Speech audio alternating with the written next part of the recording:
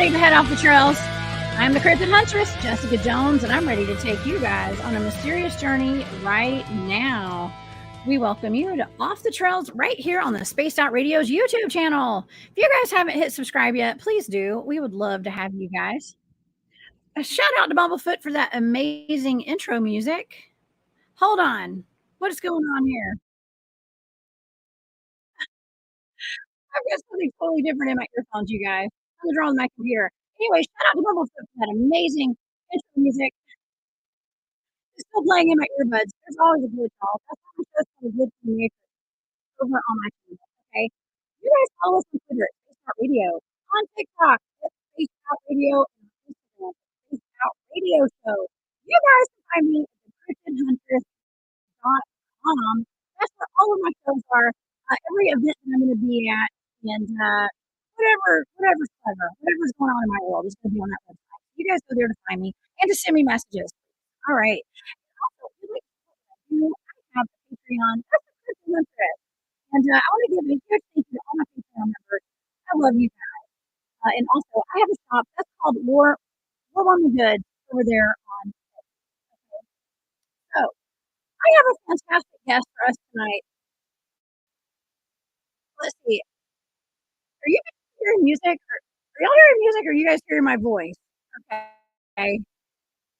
All right, because in my earbuds, I've got music playing. Y'all just let me know, okay? Hold on. Hold on one second, everybody. What's going on? Audio lag. Okay, some audio lag bad. Okay, I may be switching over to my phone in just a second, you guys. But I have a fantastic guest here at Spaced Out Radio tonight. And I've got Trey Hudson. He's the head of my team. And we're going to have a really great conversation tonight. Okay. So don't forget that right after this show, we have After Hours with a very fantastic show set up for you tonight. So please be sure to go hang out with Marquise and Nicole. Okay. Let's see. No music. Audio is funky. Okay. It's good now. All right. So let me go ahead and introduce my guest. All right, y'all. I'm so sorry. For whatever reason, my StreamYard, I don't know what's going on. It plays music in my headphones while I'm trying to start my intro. All right. Okay, so let me introduce my friend, the head of my team. This is Trey Hudson, you guys. Trey is the director of Anomalous Studies and Observation Group. His team has spent years researching the Meadow, which has been compared to Skinwalker Ranch itself, with its own reports of UFOs, cryptids, portals, missing time, crop circle-like formations, men in black, orbs, strange beams of light, mysterious beings, and other oddities. All right, Trey has just recently retired from the Department of Defense. And I have with me here today my retired friend who stays busy, Trey Hudson. Please help me welcome Trey to the show, you guys. Yeah, hello, everybody. Hey, Trey. I hope everybody's having a great evening tonight. Thank you, Trey. Yes, I'm having a great evening. I'm only having minor glitches with the audio tonight, but it's okay. We're going to get through this. And if things start getting really scratchy and laggy and whatever, I just made that word up, laggy. Y'all let me know. And I'm going to switch over. Yeah. Laggy and draggy. Okay. It happens. Draggy. Yes, absolutely. It is. Well, Trey, it is so good to see you. I have not seen you in at least a month or two. It's been about a month, maybe two. I don't know. I've been busy. How about you? I know you've had to be busy. It's been crazy. I retired, like you said, from DOD, and I thought, I'm going to have all this extra time to do things. I can sit down and start working on my second book, and I've only been able to churn out 2 chapters so far. I've been getting bogged down in the the research part of it. But it's good. I can start focusing on on research. I'm now able to devote more time to consulting with people, and in areas of high strangeness. I've been consulting with some folks in the UFO world about some amazing things that have come out here recently. So yeah, it's a good time. It's a good time, and if anybody's wondering, we're going back out into the Meadow next month. So we're hoping to have a very fruitful expedition out there. So it's all good. It's all good. Super good. Yes. Okay. So for the people watching in our audience tonight, you and I are we do field research, boots on the ground, Mhm. field research, out at a undisclosed location here in the South. We Mhm. don't give our locations away. I'm so sorry, everybody, but it's called we call it the Meadow, and you have written a book called the Meadow Project: Explorations into the South Mhm. Skinwalker Ranch, and there's a reason for that. Why we Mhm. call this the Skinwalker Ranch of the South, Trey? Tell the audience why we call it the Skinwalker Ranch of the South. Yeah, we started researching this area, and for anybody who's ever heard me lecture or being interviewed, I started off as a paranormal researcher. I was a ghost guy, so we kind of started looking at this from the ghost perspective. There's this forest, with a haunted road. Don't go down there. Don't go down there at night, or them hates will get you. Well, hell yeah, that's where I'm going. Right. Absolutely. Me I'm too. that guy. And but it turned out that the hauntings were part of something much larger. And as we started researching this area, and when I say researching, I'm talking about not only scholarly research and reading past accounts, et cetera, et cetera. You're going all the way back to the First Nations, back to the Cherokee legends, and all the way forward. And then started doing, as you said, boots on the ground research and investigating. We started seeing a plethora, a very rich tapestry of phenomena. And you kind of alluded to that. We've seen orbs galore. I mean, just orbs, you know, boo koodles of orbs, And a boo koodle is a technical term we use in the Department of Defense. It means a whole heck of a bunch. Uh, So and technical. so we've seen a whole bunch of I orbs. bet. We've had entities that we've seen on our thermals. Uh, we've had disembodied voices, a lot of disembodied voices. That's very common. Shadow people. I had some amazing shadow people experiences. Uh, we had some things that were akin to crop circles, except they were linear in nature. We had the cube, and something I've been doing more research in here recently is how cubes, that particular shape, is very, very prevalent in areas of high strangeness, and it goes all the way back to the cube as being a alchemal symbol for the prima materia, which is the prime material or the building block of all things physical. So the cube is really important. So we had a cube manifest in the meadow. We had people walk into this cube or in the area where this cube was, and they disappeared off our FLIR. We could no longer see them. So uh, Hmm. it was, dare I say, it was a portal. They stepped into something other. A other reality, a other world, a other sense or another place, if you will. And we've tried to recreate that in that same location using the same equipment and have not been able to do it. Uh, that's like I said, disembodied voices, premonitions, UFOs. So, I started kind of cataloging all of this stuff in my mind. I thought, wow, this sounds like somewhere else. This rings a bell. Where have I heard about all this? And of course, it's Skinwalker Ranch. When Robert Bigelow started, investigating this in earnest, and it passed on to Brandon Fugel and others. It reminds me a lot of that location, so that's why it's called unofficially the Skinwalker Ranch of the South, because it has much of the same phenomena going on there. It does. We actually have some people we go out in the field with in the chat tonight. We have Susan here. Susan's Mhm. actually with ERG, one of our other teams that we're both on. And so, hey, Susan, thank you for being here. And I think Kristen, I gave her a message. She may be in here too. I haven't seen her in the chat yet, Okay. but we've got some. I usually have some of our teammates in here, so we all have stories of being out in that field, Oh yeah. of being out at the meadow, and it's not the only place that our team researches, but it's one of the main spots that we go to regularly, and it never disappoints. Yeah. And Yeah.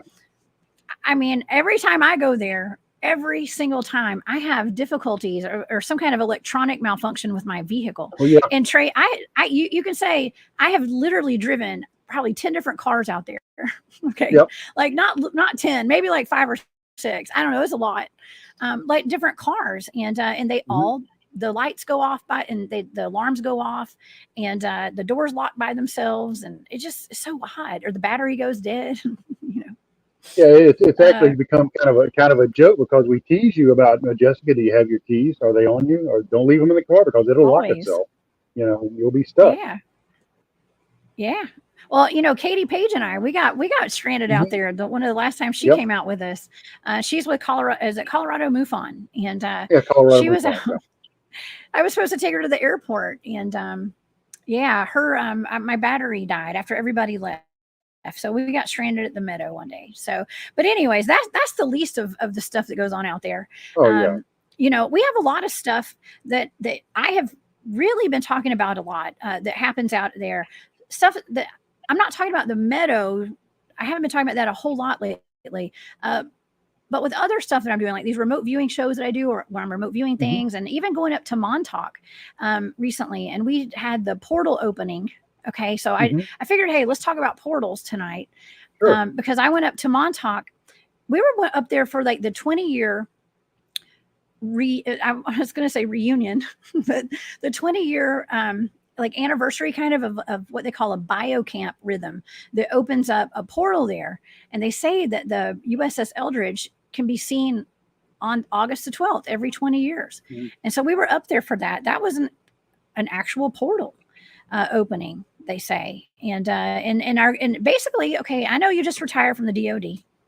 All Mhm. right, and I'm not gonna ask you anything too sensitive here, but I'm gonna kind of put it out there, like our governments, if these experiments were true and they really happened, and I believe they did, our government knows all about these things and these biorhythms and portals and things like that, and that's what they were utilizing to send that ship through to teleport. Okay, so Yeah. what does our government know about all this stuff, Trey? And you don't have to answer that Uh, fully. yeah. Well, I'm going to back into that question, and Okay, back in, you back take that in. for what it's There worth. you go.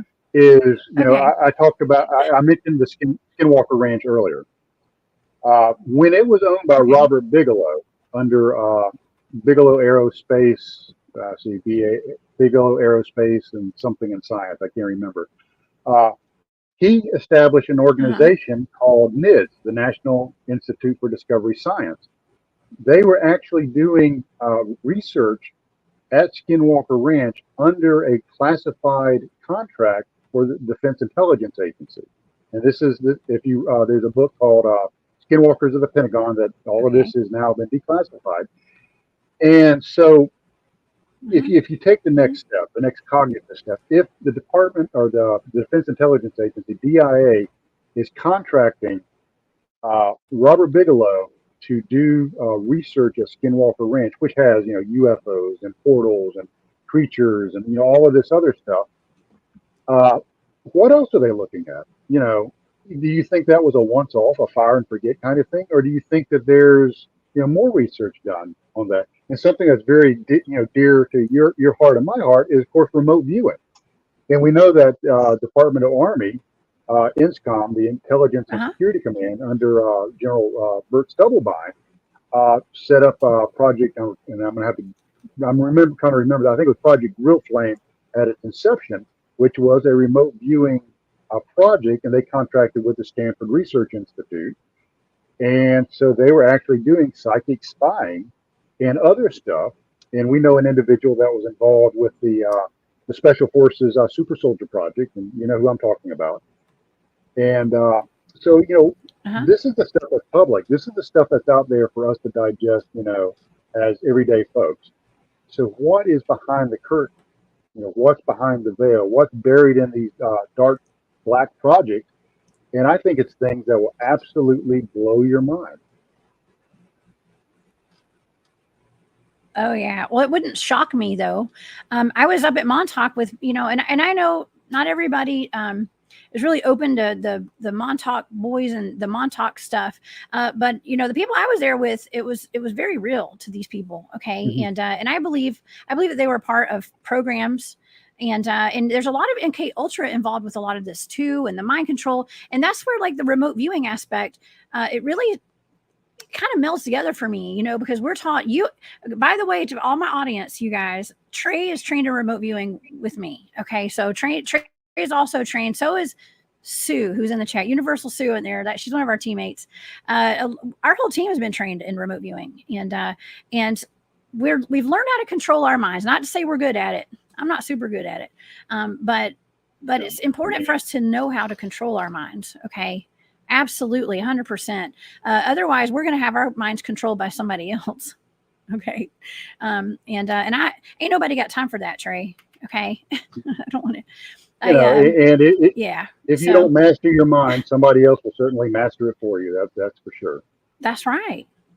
Absolutely. It's no small subject here. We're kind of being pumped every day with like so much negativity and things that send like the news. I don't even watch the news anymore, Trey. I really don't. Yeah. First of all, I don't have time, but if I did, I wouldn't anyways. Yeah. From a mind control aspect, but that's all Project Mockingbird stuff. We won't go there tonight. We're here to talk about the Meadow, right? But I think kind of the roundabout point that I was making was about the time travel, the teleportation, the portals.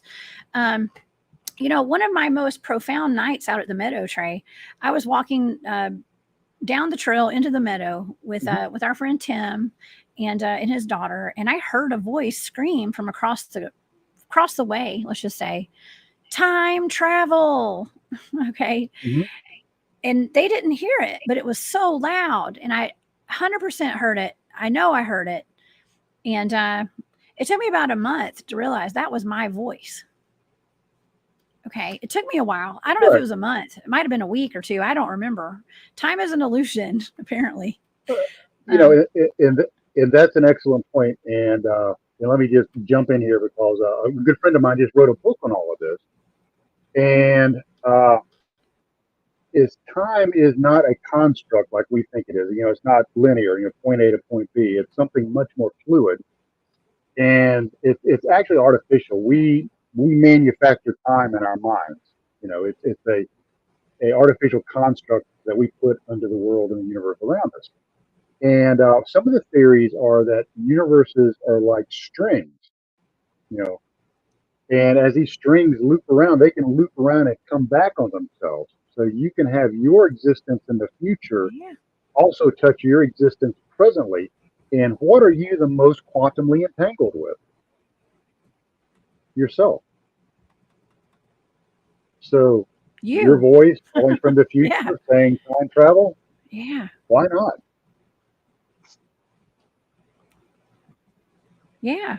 Well, I also have thought, because I have thought about this a lot, because when you hear your own voice, doing all those studies on cryptids that I do and having people on my shows talking about skinwalkers, that they say skinwalkers and even Bigfoots and even Dogman can imitate your voice, but that was 100% my voice. And so it could have been a number of things, Trey.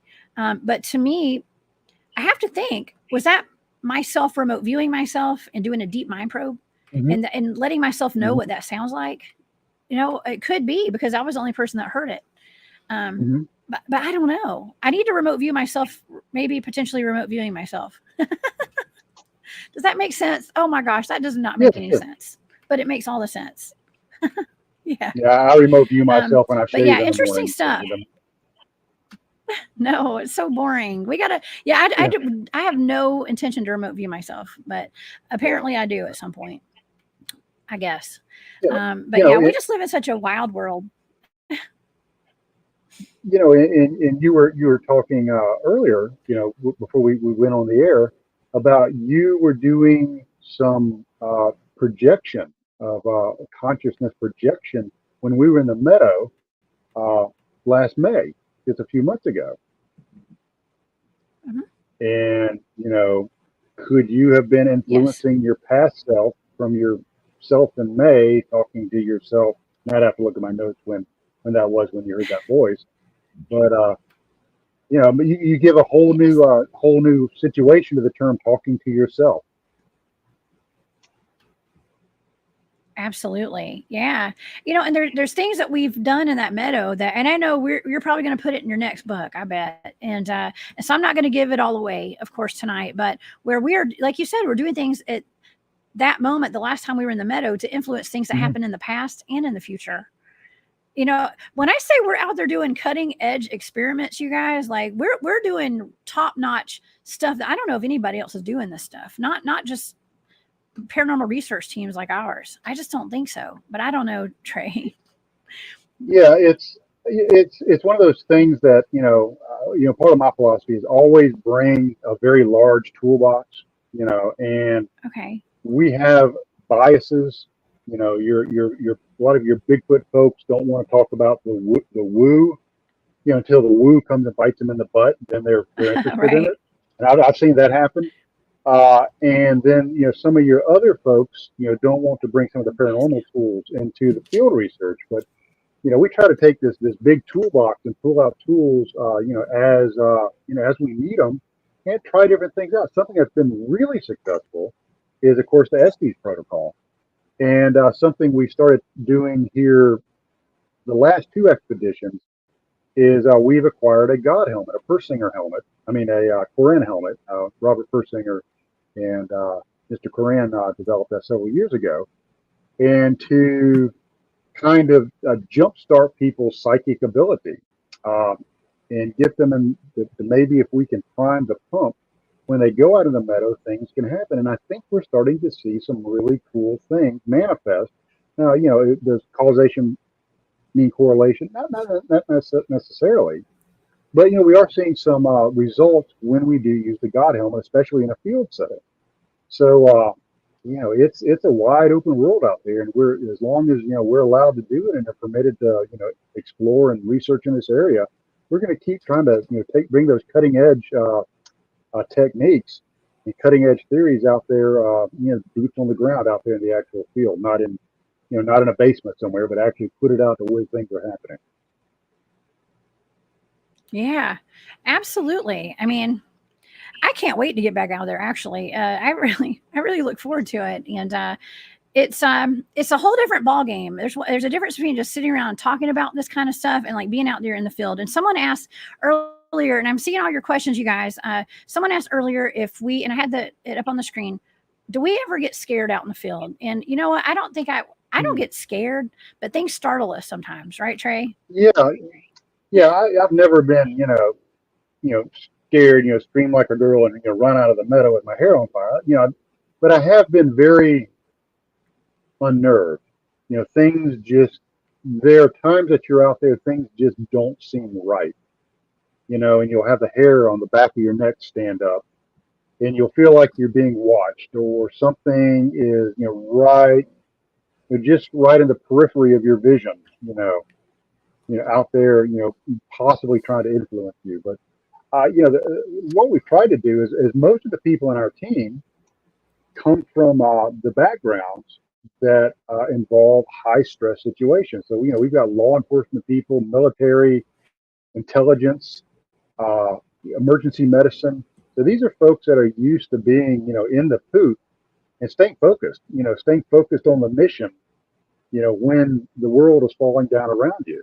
So I think that really helps people from getting scared or getting rattled and moving off focus. They can stay on the mission. We also have a pretty tight uh, hierarchy of command. Everybody knows what their job is when they go out there. Everybody knows who's in charge. They know how to request permission to change the outline of their mission or mission parameters. So that just kind of keeps everybody pointed in the right direction. And am I saying it's the absolute best way to go out doing field research?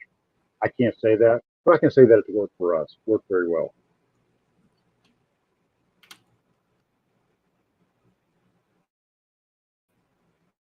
Yeah, it definitely works well. And I think it's really has a lot to do with the people on our team.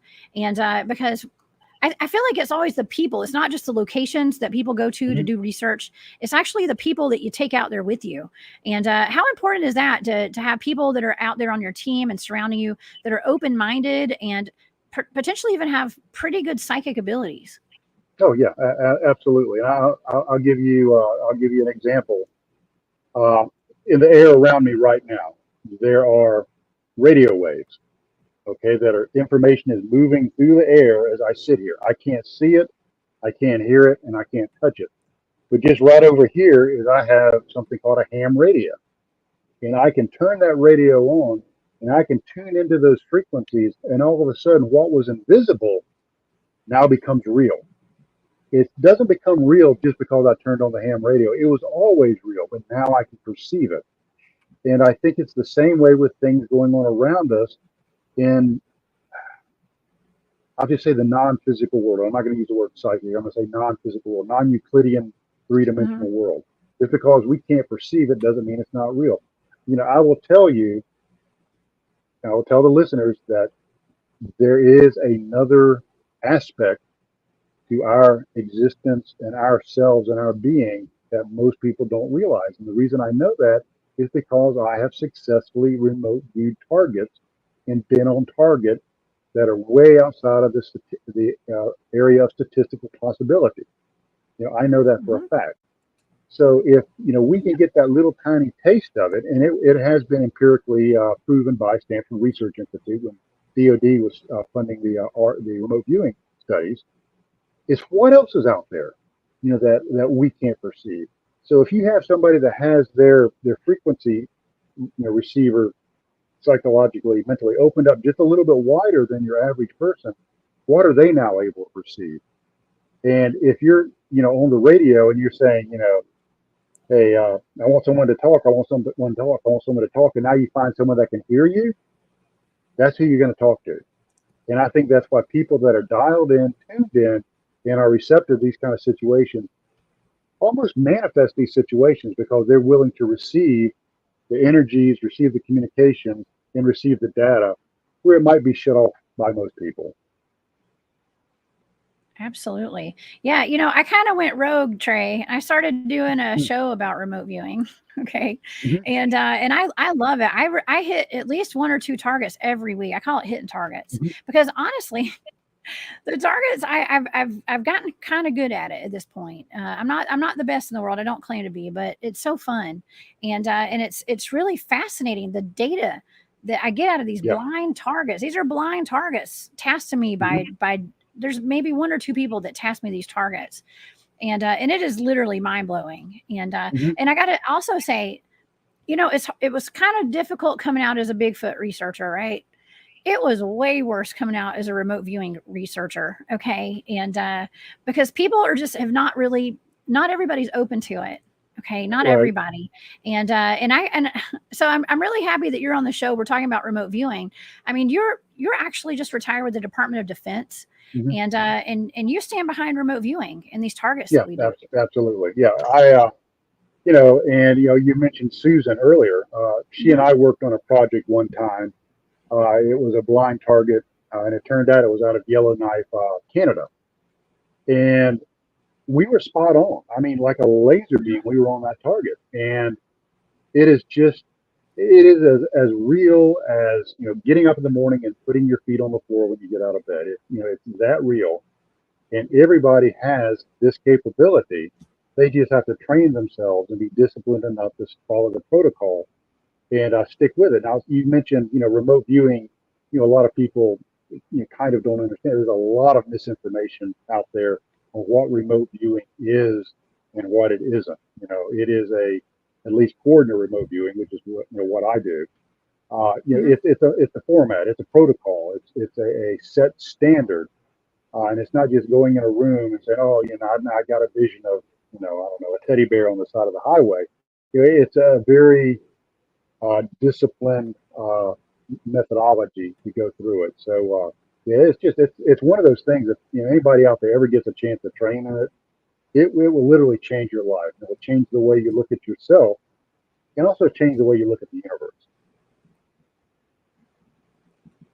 Absolutely. And let me tell you what changes my way of looking at the universe is all this generosity we're getting tonight with all these super stickers and super chats. Thank you guys so much. We've got Pascal, Lord William, and the Debster. Okay, you guys, thank you so much for your super chats and your super stickers. We really do appreciate you guys here at Spaced Out Radio. um, yeah, it is it's phenomenal how on target you can be with this stuff when we're just given a set of numbers, Trey, a set of numbers, Mm-hmm. and you get all sorts of information. You're helping to find missing people. Mm-hmm. We're solving crimes. Not to say that I would ever use that in a court of law personally or whatever, but there's a lot of things you can see and do through that. So, how does remote viewing help our team in the field, in your opinion? Because I mean, we've utilized it on with the other team with ERG Right. quite a bit. And how do you think it helps us in the field with ASOG? Yeah, a couple two ways they come to mind. First is what remote viewing is. It is using the protocol to look at things that are either remote or in the future or in the past, uh, and look at the target and pull data from the target. So we can take an experience, or we can take a location, we can take an individual, we can take an object, and we can remote view it and pull data out of that. That will help us understand it a little bit better. That's the kind of the nuts and bolts of it. That's a very obvious thing. But even better than that, what I Hmm. think is the real moneymaker on this is when you have people that are remote viewers and you have more than one in a group at a location focused on a task. I think the energy that creates, and I don't mean to get all woo woo about it, but I think it projects an energy and an intent into the universe. And that's very much what Dr. Stephen Greer is doing with the CE5 protocol, which we've done, the CE5 protocol, and have had it manifest itself in ways much different than we thought it would, because we had a lot of dialed in remote viewers projecting intent into the universe, and the universe responding in oftentimes unexplained and very surprising ways. Wow. Yeah, absolutely. And remote viewing is way more, I'm going to say, talked about these days. We actually just had a show here at Space Out Radio. Brian Bowden came on and talked about remote viewing, and he gave some Mm-hmm. pointers out to the audience on how to do some I guess to work out your psychic muscles. I don't know. I fell Mm-hmm. asleep, y'all. I'm not gonna lie. I didn't watch the end of the show because I was actually my son's back in school, so I have to go to bed early now. Uh, But anyways, yeah, a lot of people are super into the remote viewing aspect. But here's the thing: I started noticing with a lot of people who talk about remote viewing or say they do remote viewing, they're not doing the same kind of remote viewing you and I do. no, no, Which, and I don't really want to get into the debate of that and there, what's right or wrong or whatever, but it's not exactly the same type that you and I have been trained in right, with a right, lot of right. people. So Yeah, yeah, coordinate but remote viewing is a military protocol for intelligence collection. That's what it is, and it's very very rigid and very specific. Now, am I saying people can't gather information in other ways? But coordinate remote viewing is a very narrowly defined protocol and item. it is absolutely okay. I would love to talk to you a little bit tonight about UFOs. And Mm. some people say UAPs. I'm still with the UFOs. Okay. Talk about UFOs because you're going to be speaking at a big, I guess it's a UFO conference, right? The Phenomicon. Well, the Phenomicon is, people ask me, what Trey, what are you now? I get, you know, contacted by some big name people in the UFO world, asking my opinion on things. I still talk to some pretty well known paranormal researchers, and of course, I'm, investigating and researching this other stuff. I'm a weird crapologist. If it's weird, I look into it, and I try not to stick it in that narrow box. And Phenomicon is kind of takes that kind of thing. It's held in Vernal, Utah, which is the closest decent sized town to Skinwalker Ranch. And there's going to be a lot of really dialed in folks there. Mike Rickensocker, who is an excellent uh, paranormal researcher and author, wrote an excellent book on time and what it is and isn't. Ryan Skinner is going to be there. Uh, Dr. Travis Taylor, Skinwalker Ranch fame. The entire Skinwalker Ranch crew is going to be there. A lot of really, really, really good folks that are looking at these things from a lot of different facets. So I was invited to come out there and speak this year. So I'm going to be speaking on the Meadow project and some of the things that we've done in the past and kind of where we're headed to in the future. So it's kind of a big deal, and I'm really excited about getting to go out there and spend some time with the folks out there in Vernal, Utah. Oh, that's awesome. Okay, so you mentioned Ryan Skinner. I read his books. That was Mm-hmm. the Hunt for the Skinwalker, right? Isn't that one of his books? Mm-hmm. Yeah, And yeah. we should invite him to come out to the Meadow with us sometime. When you're Oh, out there, you well, should and invite him. oh, Tell him I I have. said, come on with us. Okay. I have. Okay. He's one of a handful of people that actually knows where it is. and trying to get his schedule set up. But yeah, he's been invited out to the Meadow. And you mentioned the hunt for the Skinwalker. Uh, a gentleman is going to be there. You might Yes. have heard of him. George Knapp is going to be there in Utah. So it's going to be a lot of really Yeah, really of cool people. course. That's gonna be awesome. Yes. Well, because I said that I was kind of associating it with UFOs and things like Hmm. Phenomicon because I wasn't really familiar with that conference. Yeah, But you've been speaking at a lot of UFO conferences though, yeah, and that's yeah, kind of I somehow I've like branched off into the cryptid world, and you're more like yeah. UFOs, but we're on the same team. Is that weird or It's what? well, no, I don't think it is. And it's really Okay, funny because I've got my toe in cryptid. I got my toe in UFO. I got so many toes spread out there and all kinds of different things. you got a lot of Is toes, man. How many toes I you got a got? lot of toes. I got like 20 toes, mini toes. Uh, what I'm finding and what I believe is, you have ufology, you have, cryptid research, you have, paranormal research. I think they're all the same doggone thing. I think it's just how you look at it. And, people are like, oh, wow, that's a new way of looking at things. Not really. If you go back and you read some of the earlier books about John Keel, he talks about these things being all interconnected. And it depends on your perspective. And one of the things that I lecture about is truths with an S versus truth. There are many truths, but not all truths are the truth because your personal truth isn't the whole picture. So if you have, and I'll give an example. Do you remember the video we had of the entities out at the Meadow on that fateful night? The two thermal images of the two entities. Well, a UFO guy would look at that and say, "Oh, well, It those looked are like aliens." light beams. You know, yeah, they were like light beings. Yeah. Well, this place is known for UFOs, so those are obviously aliens.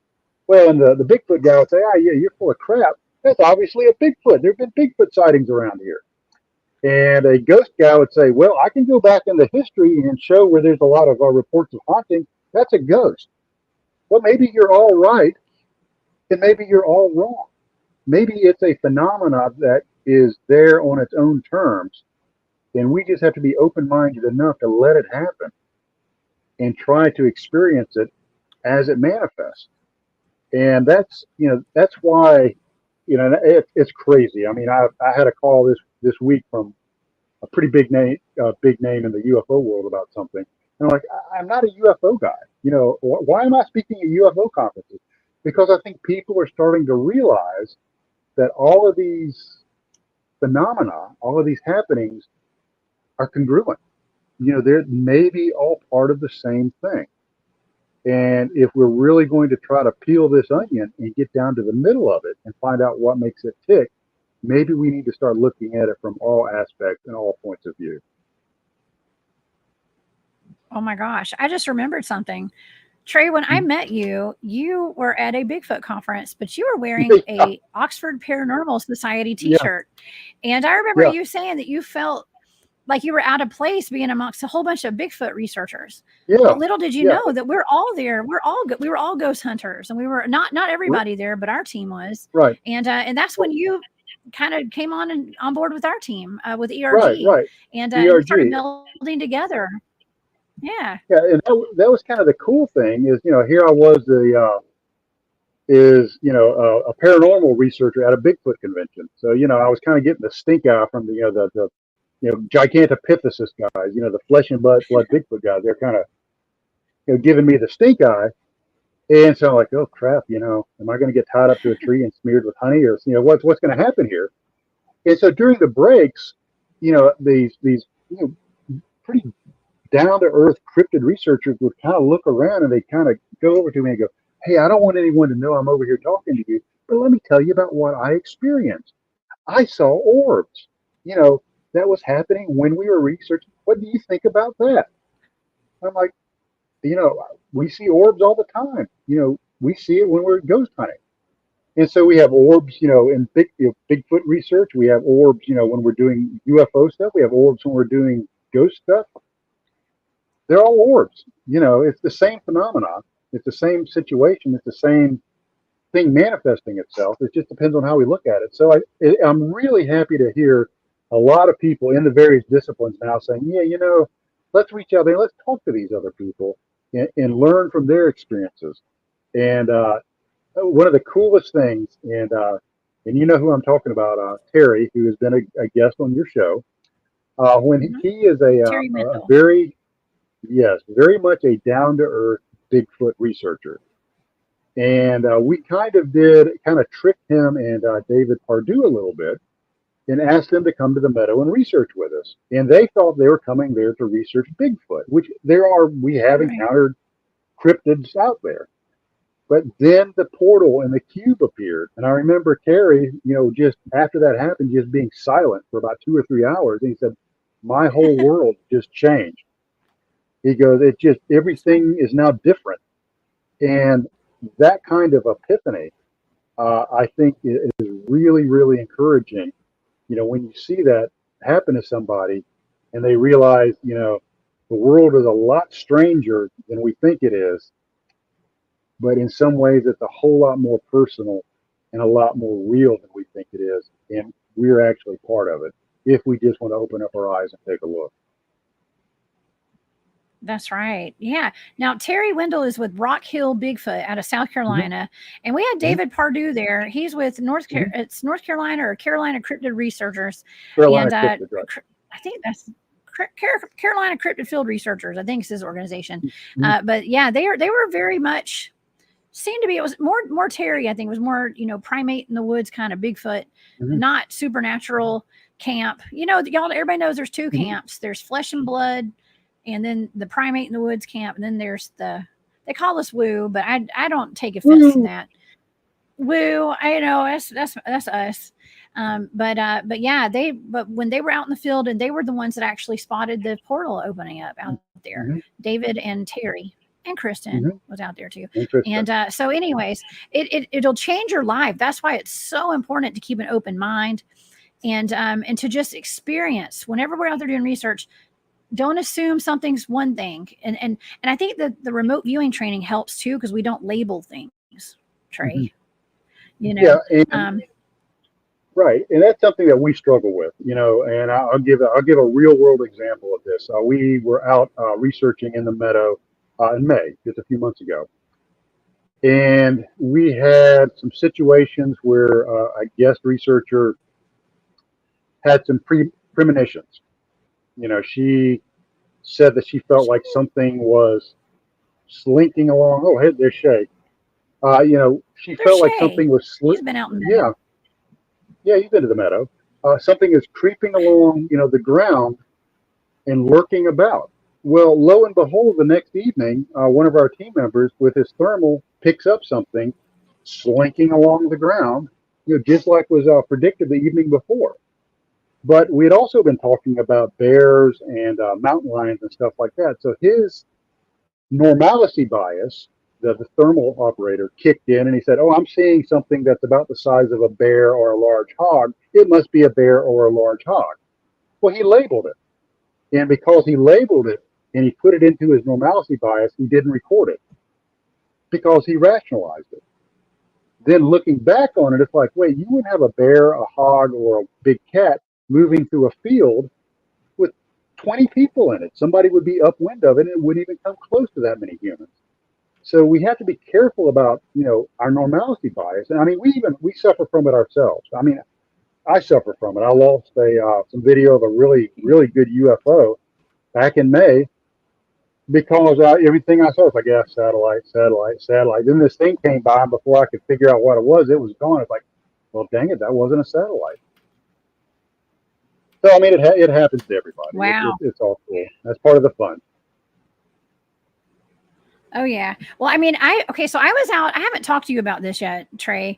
So I'll just talk about it live on air. I went up to Tennessee a couple of months ago and did an investigation at a couple's home where they had a cave in their backyard, 30 feet from their back door, by the way. And they were having their chickens going missing, and something was taking them. They had Bigfoot activity, dogman activity, you name it. They were having it, and potential skinwalkers in their cave. So of course, what did I do? I went up there. I didn't tell y'all I was going, but I went, and I probably should have told somebody from my team, But anyways, I went up there with a team of other folks from up in Tennessee, and it was fantastic. Okay, it was absolutely fantastic. But we were out in the field one night, and we were going across the road, and it was just a bunch of like soybean fields and stuff.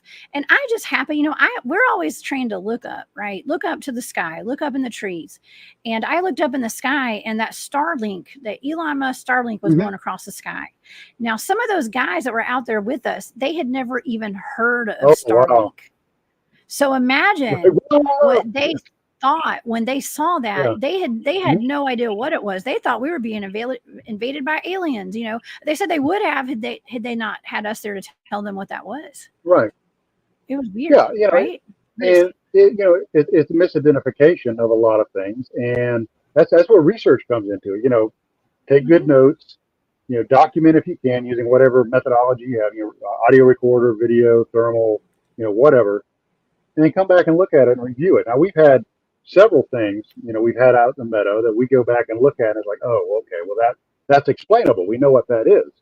I got myself fooled really bad over some EMF spikes, and it turned out that I had cued my GoPro with my phone, and every time the Bluetooth would communicate, it would cause my EMF, my tri-field to spike. And it's like, oh, okay, that's what that is. That wasn't anything super cool at all. So, uh, and we actually, I think when we were out there in May, we saw Yeah, Starlink too. So it was kind of cool.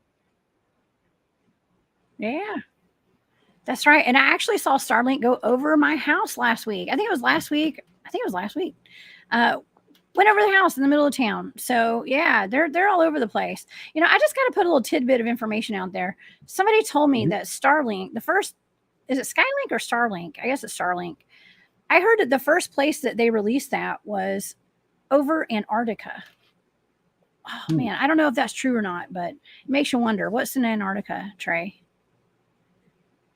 I wouldn't know. Ice. You wouldn't know. Okay. Well, Lord William really wants to go to the Meadow. He has put so many. I'm assuming you're a he. He has put so many comments about how he wants to come to the Meadow. So, do you ever let people go? And I know I'm part of your Yeah. team, but are there ever outside people that come in other Yeah. than our team to the Meadow? Would you like to Yeah. discuss Yeah. that? Yeah, there is. Usually, what we'll do is we do have a guest researcher program, and they're usually people that we know, and I could name some names, and you would recognize them. They're people that are really well known in their field, and they sign a NDA, non-disclosure agreement, and the only thing that we hold people to is don't give up the location. The only thing they can say, okay, folks, go ahead and perk up your ears. I'm going to tell you where the meadow is. It is south of the Mason-Dixon line, and it's east of Arizona. Yeah. Now you know. No, and I tell people that broad of a thing uh, is all you can give. But your experience when you're out there researching with us is your experience. It doesn't belong to me. It's yours, and you can share that with whomever you wish. And sometimes we have guest researchers go out there and nothing happens. And then sometimes we have guest researchers go out there with us and the wheels come off.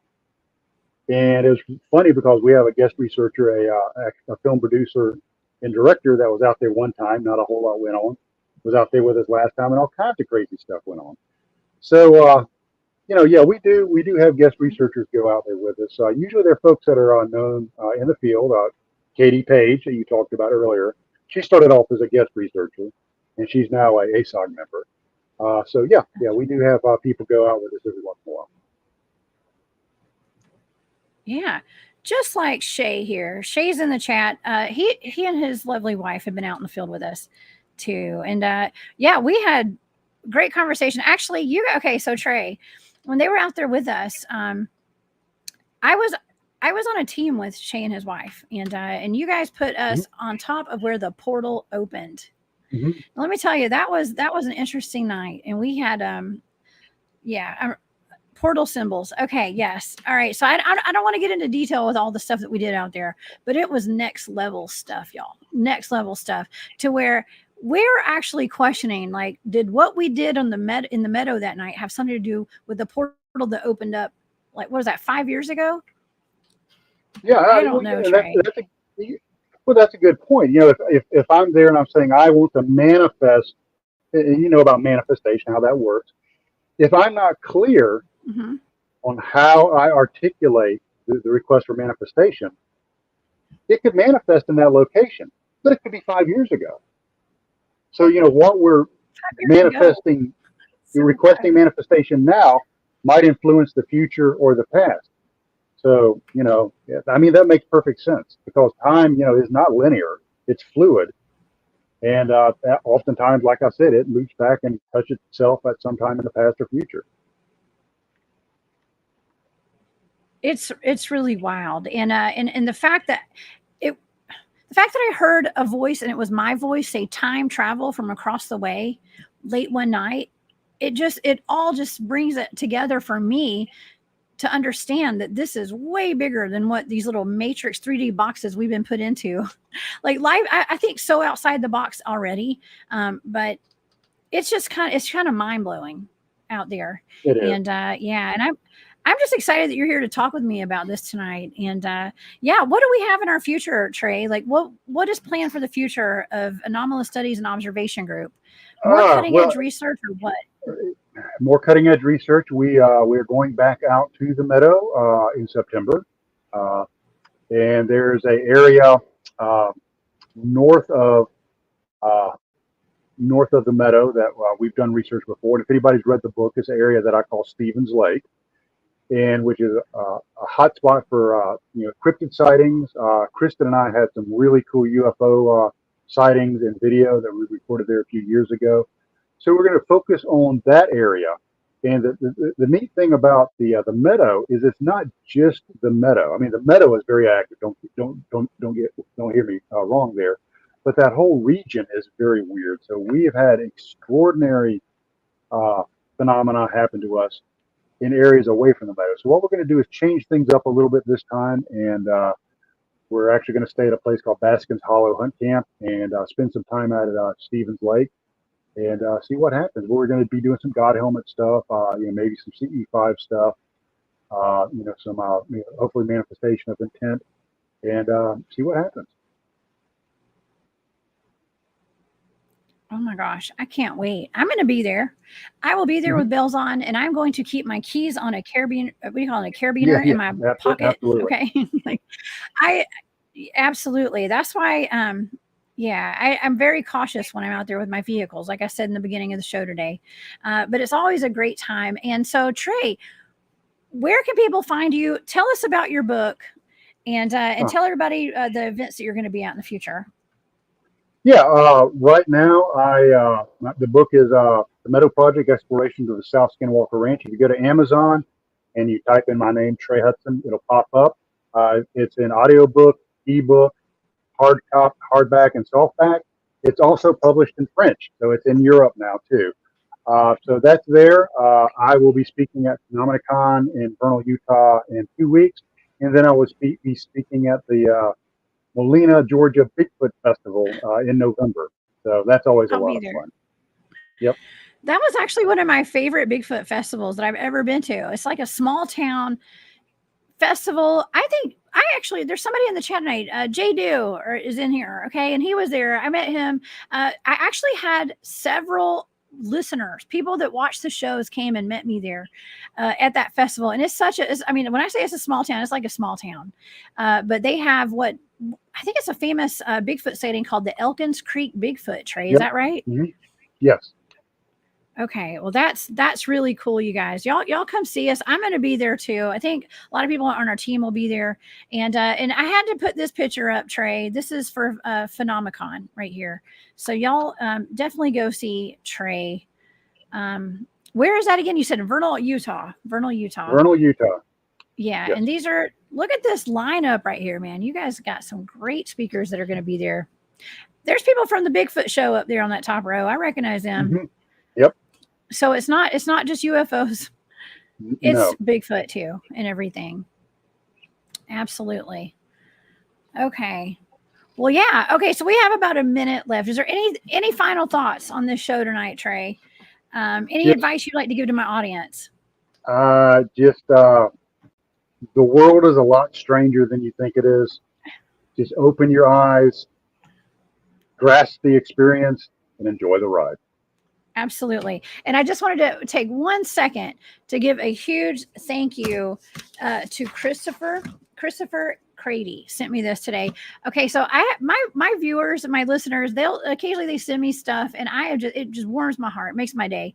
And I got this in addition to a couple of things today, Trey. But a this is a wooden UFO, and it's carrying up a cube, a portal. Oh, Okay, the, and the that is portal. for Yeah. in recognition of the Meadow project right there. So, and it glows in the dark too. So thank you, Christopher, for this. I'll put a post on Instagram tomorrow or something so everybody can see that. But it just warms my heart. It makes my day when I get stuff like that, because it shows that people are really interested in what we're doing out there and the story. And I think it's so important that we tell our story and that we do put it out there. And because we didn't tell our story for a long time, Mm-hmm. It took me 10 years to go public. Okay. And I know it was something that you probably, teeter-tottered with too, about writing your book, and Right. and I think that it's just a blessing that we were able to come forward and tell our stories, because it's not something that we had originally planned to do in the very beginning, right? Yep. So it's definitely touching people's lives, and it's making the world better, in my opinion, because we're putting the truth out there, and so we need to continue to do that, Trey. And so thank you for being here with me tonight. You're thank awesome. you for having me. Okay. Well, come back and see me again, please. Okay. And I will see We'll you in do. the field. I'll see you next month. Okay, Trey? Okay, All right. bye-bye. Thank you. Have a great night. Okay. All right, y'all. That was amazing. I had such a good time with Trey. We've been friends for a long time, and I enjoy being on his team and spending time out in the woods doing research with Trey. Okay, y'all. Well, next time on Off the Trails, I'm going to tell y'all, I think we're taking next week off. Dave is out of town, and so we're not going to be doing shows this week and next weekend. I'm probably going to be off at Space Out Radio. I might just have a very special show on my channel. We'll see what happens. But until next time, y'all, I'm the Cryptid Huntress. I'm Jessica Jones. Thank y'all so much for all the super chats, all the super stickers, for all your support. I love all you guys, and I hope you guys have a great. I guess I may not see y'all until after Labor Day. Okay. But y'all have a great week, and come see me on my channel, The Cryptid Huntress. Okay. I have shows this week, and I'll probably have some shows this weekend if we're not on air next weekend. All right, y'all have a great night. I will see y'all next time. Bye.